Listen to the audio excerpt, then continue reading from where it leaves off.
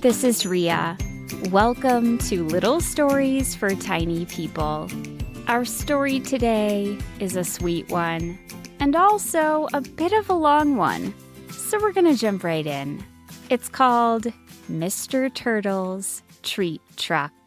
Take it away, ABEL. Remember, there are no pictures. You have to imagine them in your mind. You can imagine it however you want. Okay, let's go. May I have a flycicle with cricket flakes? May I please have a flycicle with mosquito sprinkles, please, Mr. Turtle, sir? Oh, Mr. Turtle, can I please have a flycicle dipped in chocolate? Mr. Turtle chuckles. All right, one at a time. It is a beautiful morning by the pond. The weather is warm enough that it feels like summer, even though it is early autumn and the leaves are beginning to change. Mr. Turtle officially stopped serving flycicles a week ago in favor of autumn-themed treats, but he has about a dozen left in his truck's cooler, and he just can't resist the young pond creatures blinking sweetly up at him. Here you go, Molly. Thank you, Mr. Turtle. She skitters off to meet up with her dad, who stands waiting by a patch of pond reeds. And you, Leland. Thank you, Mr. Turtle. Leland says, and ambles away with his flycicle towards a friend by a large weeping willow tree. And there you are, Frogina. You're the best, Mr. Turtle. Oh, Frogina exclaims, searching in her little satchel. Mr. Turtle, I don't have enough crickets to pay you. I counted wrong. My teacher says I need to learn to count better, but it's difficult to remember all the numbers. Frogina looks as if she might cry as she holds out the flycicle to Mr. Turtle, who leans out the little window on the side of his truck. I'll have to come back another day. Nonsense, Mr. Turtle says with a gentle smile. It's on me. But Mr. Turtle... Go. Enjoy this beautiful day. Frogina brushes away a tear from her eye. Thank you, Mr. Turtle. He smiles as he watches the little frog hop away. 20 years driving his treat truck, and it still never gets old to see the glee on young turtles, frogs, salamanders, and newts' faces when they leave with a treat. Once his customers disappear beyond the tall pond grass, Mr. Turtle tidies up his truck and wipes down the surfaces. His truck is old. It was his father's before Mr. Turtle took over all those years ago, but it has held up well. Mr. Turtle realized a few months into running it that he had to learn to repair it himself or he'd never turn a profit. Now, he is as expert a truck mechanic as he is a treat seller. Today, the truck is running perfectly. But Mr. Turtle, who has grown old along with it, is not. He hurt his foot yesterday. He's not even sure how. One minute he was fine. The next, he was limping. He sighs and thinks, not for the first time, I'm not sure how long I can keep this up. By the end of each day, his knees are sore and his back needs a rest. And now, this limp. Mr. Turtle remembers all too well when his father started slowing down. On a breezy day in mid-fall, before the first frost of winter, he came to his son and said, "Let's take a walk around the pond. I'd like to run something by you." By the end of that walk, that life-changing walk, they agreed to gradually transfer the treat truck business from father to son. Mr. Turtle has thought of that day many times over the years. For so long, it was one of his fondest memories. Lately, the memory of that day is not as sweet. Mr. Turtle is older now than his father was back then, and because of things that happened over the years that are for a different time, a different story, he does not have anyone to take for a long walk. He does not have anyone to pass his business to. "What am I going to do?"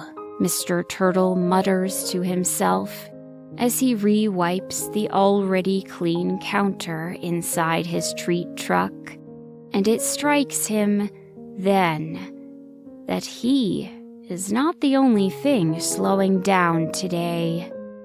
Business is slow. Probably a fluke. He decides to spend his downtime organizing some things in his truck. An hour later, the sun is high in the sky.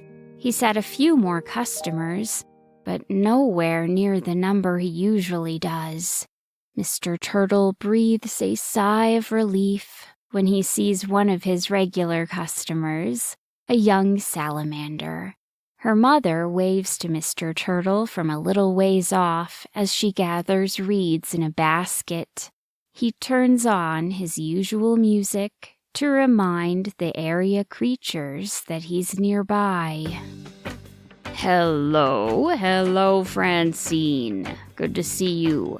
How's your little sister? Is she feeling better? She's a bit better.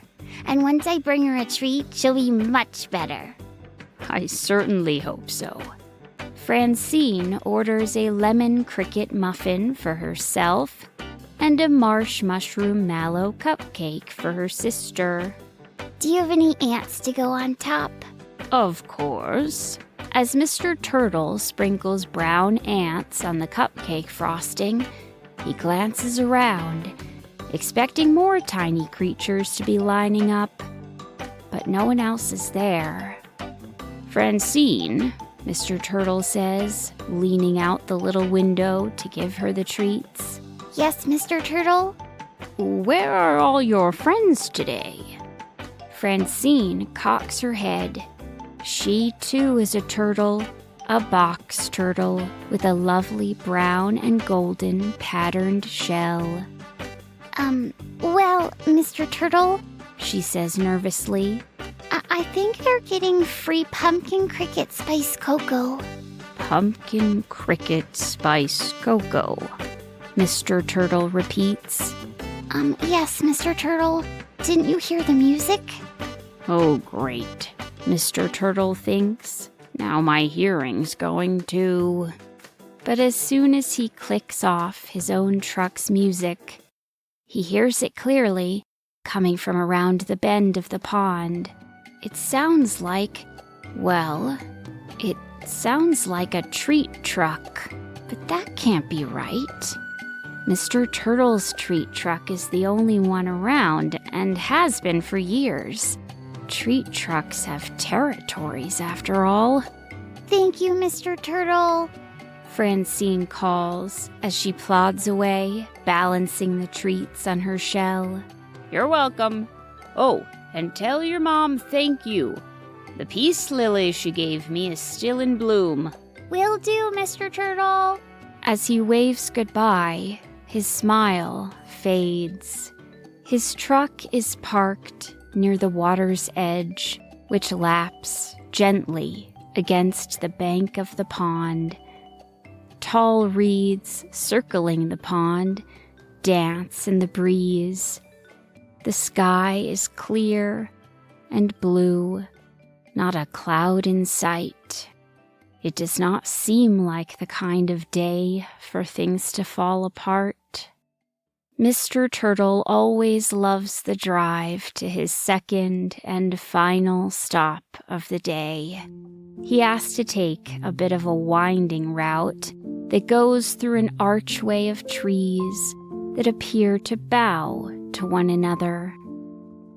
It is lovely the way the sun comes through the branches at that spot, and compared to the typically bustling area on the banks of the pond, it is tranquil. But today he's agitated. He keeps his truck's music off as he drives, and the music coming from the unknown treat truck grows louder until Mr. Turtle rounds a bend and sees a long line of young pond creatures trailing away from a brand new, shiny treat truck, not 50 feet from Mr. Turtle's usual spot. It is parked just by the water's edge. Too close, Mr. Turtle murmurs. He never parks that close. At least, he never has since that one time many moons ago. When he did, his tires sank into the pond mud. It took hours to break free of it. Mr. Turtle parks and leans out of his little service window to get a look at the other truck. He grimaces at the writing on the side of it. Pond treats for you, written with the number 4 and the letter U. How tacky. Tacky or not, the line to get free pumpkin cricket spice cocoa stretches longer than any line Mr. Turtle has seen at his own truck. He watches a green claw extend from the service window in the side of the truck, handing paper cups to the young creatures in line. He doesn't recognize the green claw. He can't quite get a glimpse of whoever owns it. But he recognizes plenty of the children in line. They're his usual customers, young salamanders, frogs, and turtles who purchase treats from his truck at this very spot. Mr. Turtle watches the green claw stretch downward from the window again and again, and the young pond creatures skip away with their treats, smiling and giggling. Occasionally, a young newt or toad comes over to his service window, and Mr. Turtle serves up a treat along with a smile. But he can't stop glancing at this new competitor until, late in the afternoon, on the cusp of twilight, when the line at Pond Treats for You shortens, then vanishes altogether. Mr. Turtle limps over to the truck. Hello? Excuse me? He says, upon reaching the service window. The green claw appears with a cup. Mr. Turtle hesitates.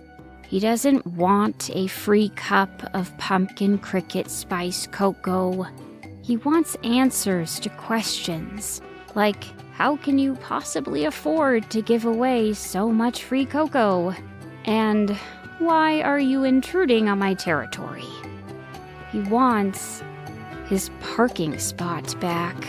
Mr. Turtle stretches his neck to see if he can get a look at the owner of the green claw. Allow me to introduce myself. I'm Mr. Turtle. I was hoping we could... But the music is too loud, drowning out his words. Mr. Turtle takes the cup. Thank you. I was just wondering if the claw disappears. The window slides shut. The light inside the truck winks out, and its engine rumbles. It drives away, entirely untroubled by the pond mud. Before it is completely out of sight, Mr. Turtle takes note of the phone number printed on the back of the truck. Hello! Finally. I'll get some answers. Good evening. I'm calling about... You've reached Pond Treats for You. We care about your call. Please hold for the next available amphibian. Huh? Mr. Turtle pulls the phone away from his ear and stares at it in disbelief. Once he'd arrived home, setting his empty cup of slightly over-sweetened, yet frustratingly okay, pumpkin cricket spice cocoa on his wooden table, he had decided to handle this situation the way he always did, with a civil conversation.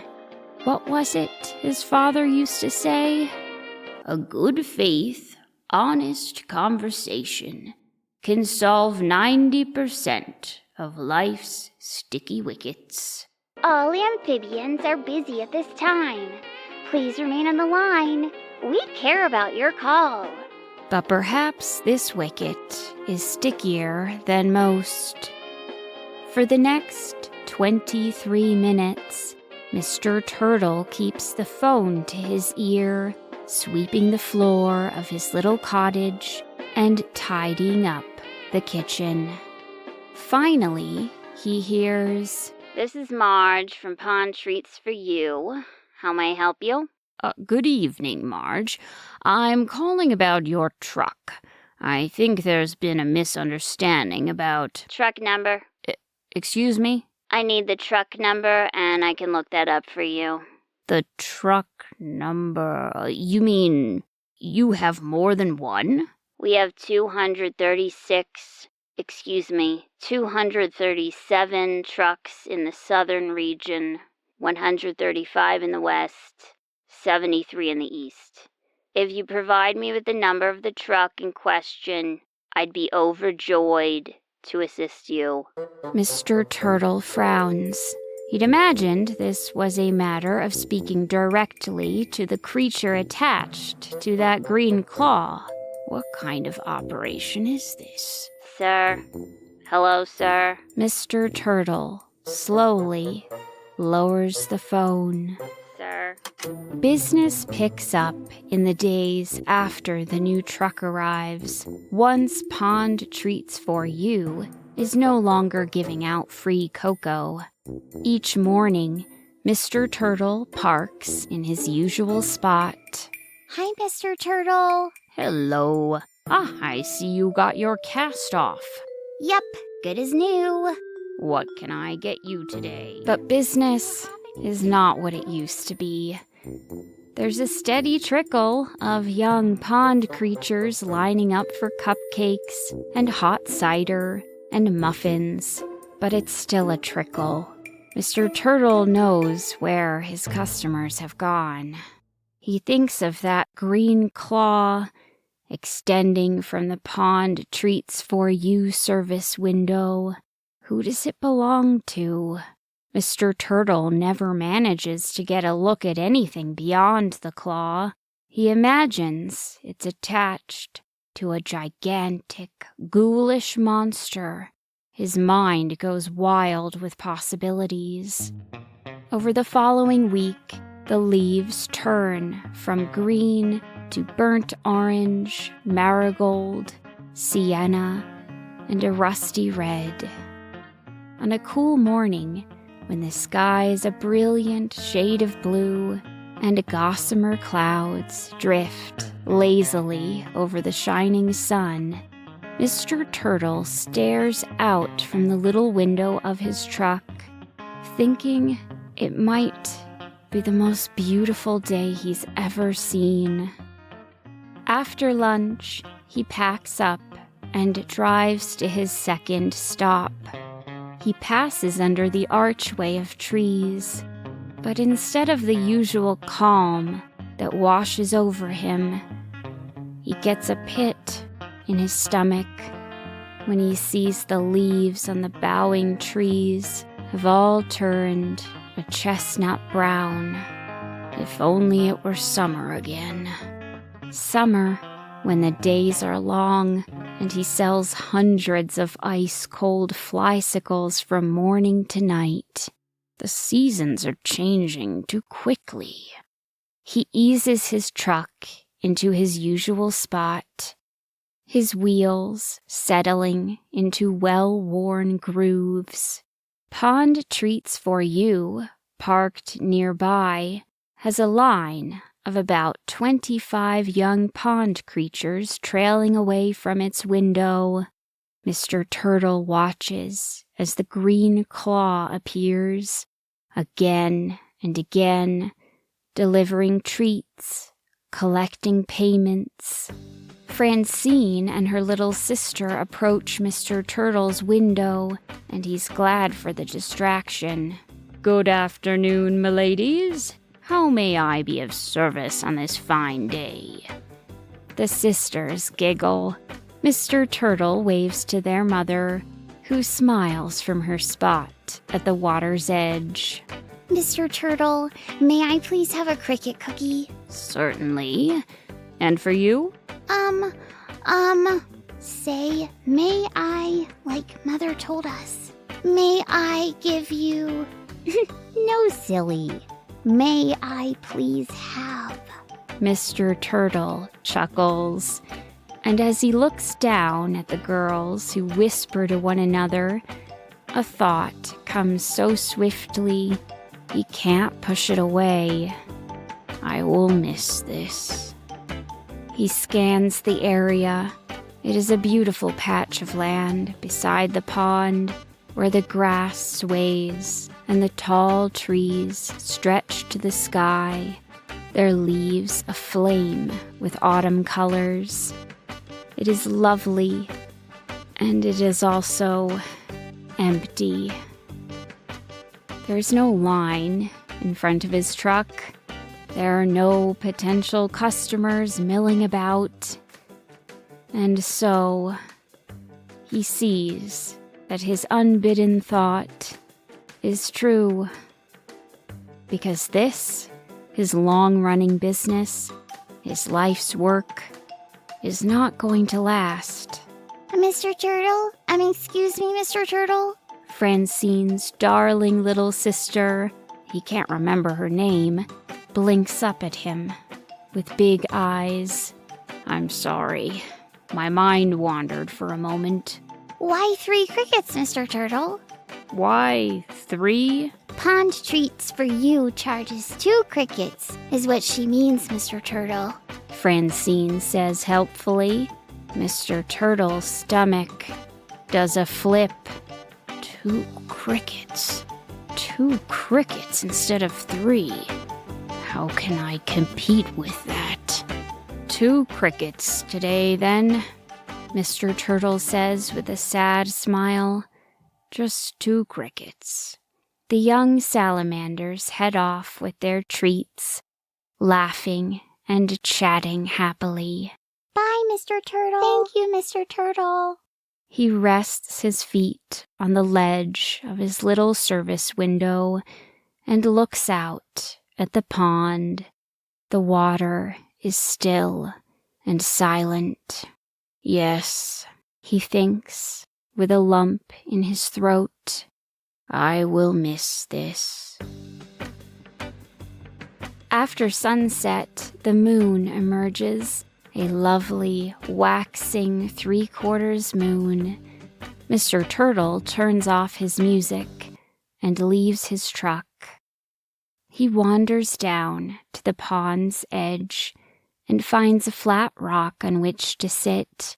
He stretches out his legs, and his feet skim the surface of the water. He and his father used to do this at the end of a long day, sit by the pond and stare out at the moon's reflection, not saying anything, not needing to.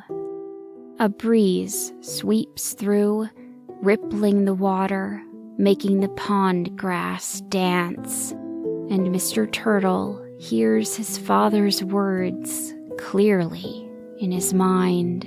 A good faith, honest conversation can solve 90% of life's sticky wickets. Mr. Turtle glances at the Pond Treats for You truck. Its light is still on. Perhaps it's worth a shot. One more try to get to the bottom of all this. He gets up from his spot on the rock and limps over to the truck. The line of customers has dwindled. Mr. Turtle waits as a few young frogs and newts get treats. The service window slides shut. The light inside the truck winks out. Here goes nothing, Mr. Turtle thinks, imagining the ghastly, hulking creature attached to that green claw. He strides to the truck and finds a door in the side of it. He raises a foot to knock, and... Stop with the excuses, Jimmy. You better double the customers by next week. But how can I possibly... Hey, I pulled you out of that swamp, and I can send you right back to it. You'll double the customers, or you're fired. Mr. Turtle's eyes go wide. He leans against the door, listening. But Mr. Toadington, and stop with the chit-chat. Your job is to give out treats and collect payments, not ask little froggies how their weekends went. But Mr. Toadington, shouldn't I try to get to know? Get to know? You know the drill. We come in, we take over, we leave. There's no getting to know anybody. Mr. Turtle's whole body goes numb. The door of the truck flies open, and Mr. Turtle ducks behind it as a large toad wearing a bright red suit, blue bow tie, and a bowler hat waddles out. Mr. Toadington, Mr. Turtle surmises. The toad hops away into the growing darkness. Mr. Turtle watches as the green claw, the one he has seen so many times, appears, followed by its owner, Jimmy. Mr. Turtle nearly gasps upon seeing him. He is a young, green lizard. Desperately young. Ridiculously young. And so small. Mr. Toadington, Jimmy calls into the dark. Mr. Toadington, please, can we just talk about... Ugh, it's no use. Mr. Turtle steps out from behind the door and opens his mouth to say something. But Jimmy doesn't see him in the dark. He hops back into the truck, and the door shuts behind him. The truck starts up. Great, Mr. Turtle mutters. The engine revs, and the wheels spin, sending a spray of mud into the night air. The truck does not move. Young Jimmy has parked too close to the pond's edge. The wheels are stuck in the mud. All right, on 3. 1, 2, 3. Together, Mr. Turtle and Jimmy push all their weight against the truck. It rocks forward and rolls just enough to free the tires from the mud. I can't thank you enough, Mr. Turtle. Right, Wait a second.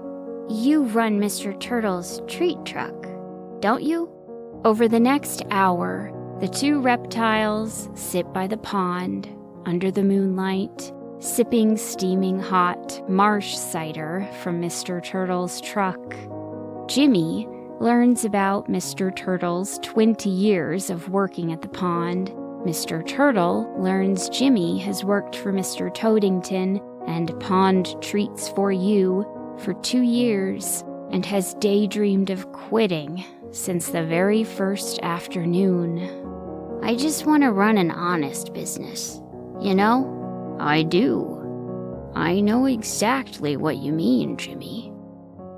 The following day, Jimmy quits. Mr. Toadington is beside himself, of course. You think I can't replace you?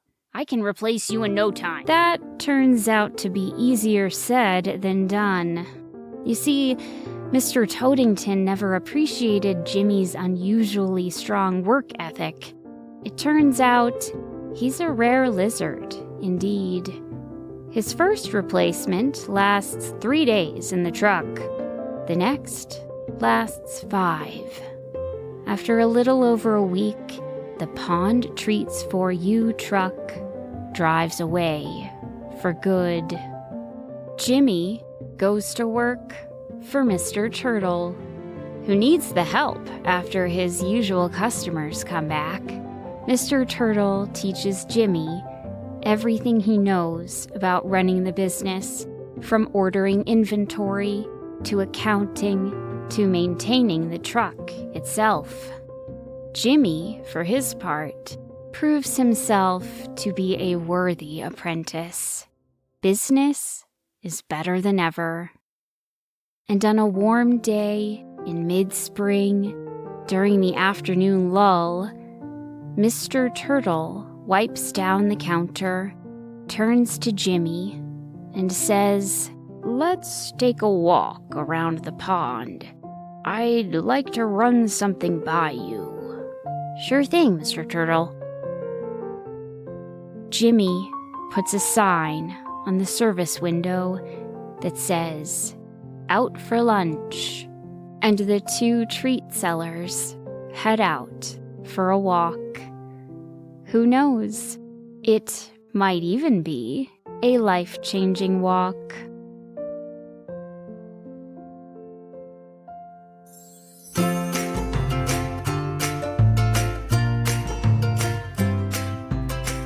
I hope you enjoyed the story.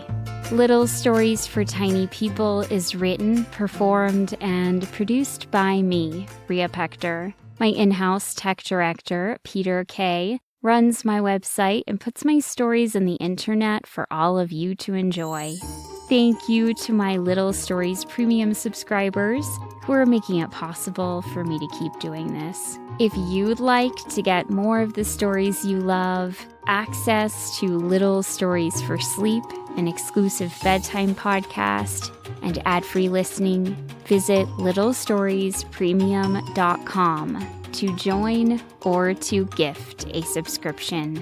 Thank you to ABEL for the super important reminder message at the beginning. And thank you, as always, for listening in.